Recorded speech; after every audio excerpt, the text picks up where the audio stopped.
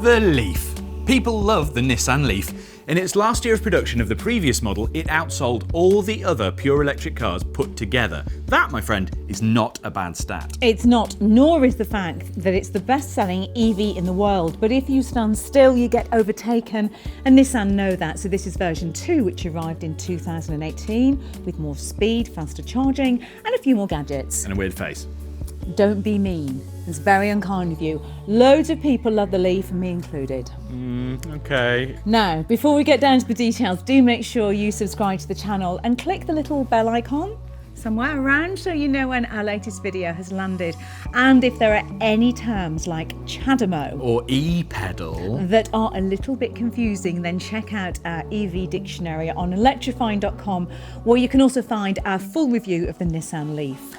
The basics are that the new Leaf is still a 5-door hatchback, still a pure electric car, but this time it has a more efficient inverter, which is the device that supplies and controls the power moving from the battery to the electric motor.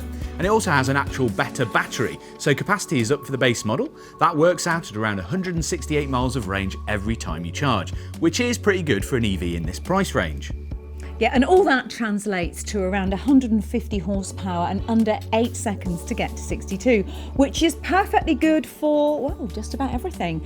Now, there's also one with a bigger battery called the Leaf E+, and that's more powerful and can manage 239 miles on a charge, and obviously it's a bit quicker too. Do you know what I like about it? What do you like about it? Well, the thing with the Leaf is that it's just a good car. Seats 5, decent hatchback, it's not confusing.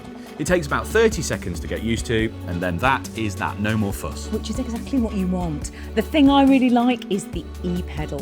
It's brilliant. So this is basically a system that lets the car harvest energy every time it slows down. It acts a bit like a giant dynamo.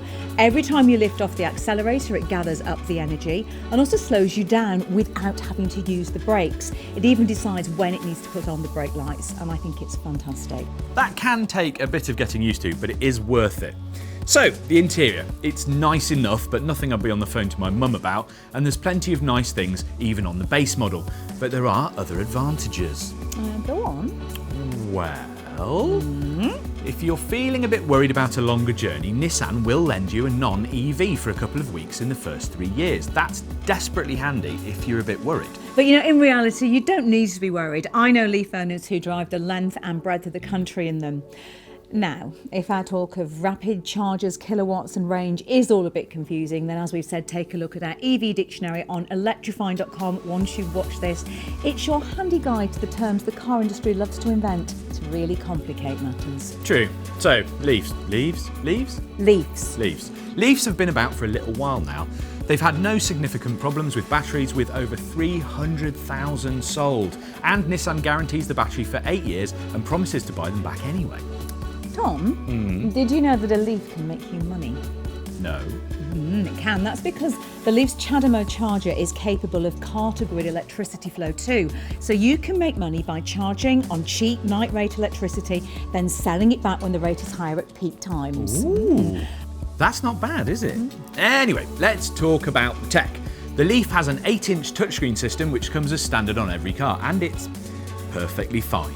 It's not the best resolution around, and it doesn't have the fastest processing times, but it can do all the usual things like help you plot your route via public charging points, and it also syncs with Android Auto and Apple CarPlay, which is now a must-have. And it's actually really intuitive and easy to use.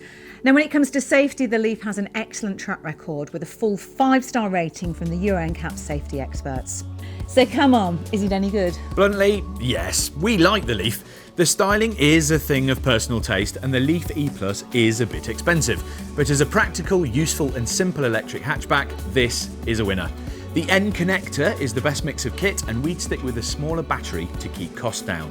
Well, we hope that this has helped. Thank you for watching, and do follow us on all the usual social channels. You can see our various handles on the screen now. And by the way, if you fancy a Leaf, then why not take a look at our videos of the Kia e-Niro or Hyundai Ioniq.